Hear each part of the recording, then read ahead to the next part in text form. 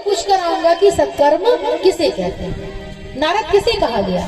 नारद जी नर नारायण जी के द्वारा जो पास जाकर जो ज्ञान प्राप्त होता है, उस ज्ञान को जगह जगह बांटते हैं। हम कथावाचक क्या करते हैं? बड़े बड़े संतों महंतों से और जो वेद शास्त्र है उनको पढ़ते हैं, उनसे ज्ञान लेकर फिर हम लोग कथाओं के द्वारा आप सब तक पहुंचाते हैं।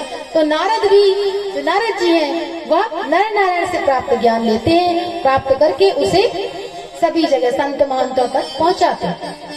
नर नारायण के पास बद्रिकाश्रम गए, नर नारायण तो नहीं मिले, सामने से सनकादिक मुनि आ रहे थे और फिर नारद जी से वार्तालाप हुआ। मैंने आपको बताया कि उन्होंने पूछा कि आपका मुख क्यों लटका है। तो नारद जी कहते हैं कि बताया कि भक्ति मिली और उनके पुत्र उन्हें चैतन्य अवस्था में करना है, आप इसका कोई निराकरण बताइए।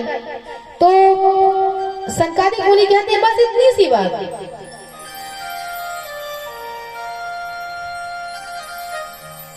नारद जी कहते हैं कि आप मुझे इस समस्या का निराकरण बताइए।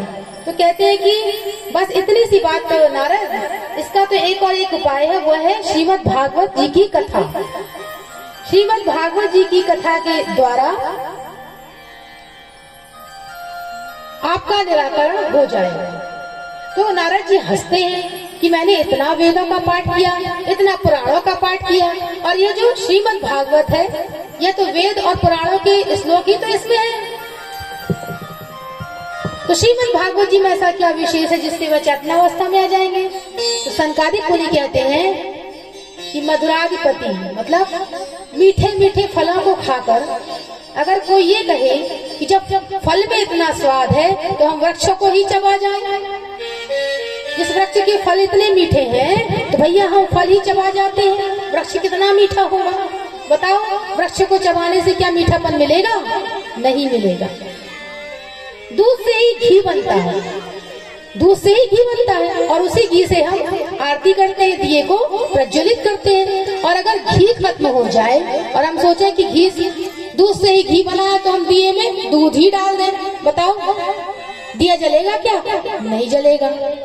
गन्ने से ही शक्कर बनती है, और अगर घर में शक्कर खत्म हो जाए और हम बोले कि गन्ने के रस से चाय बना लें, बताओ चाय बनेगी?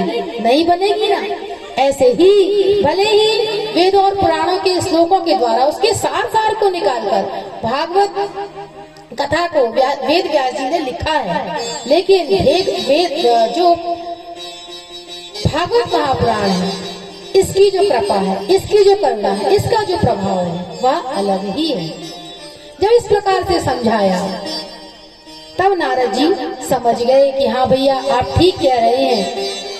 और तब तय हुआ कि भागवत कथा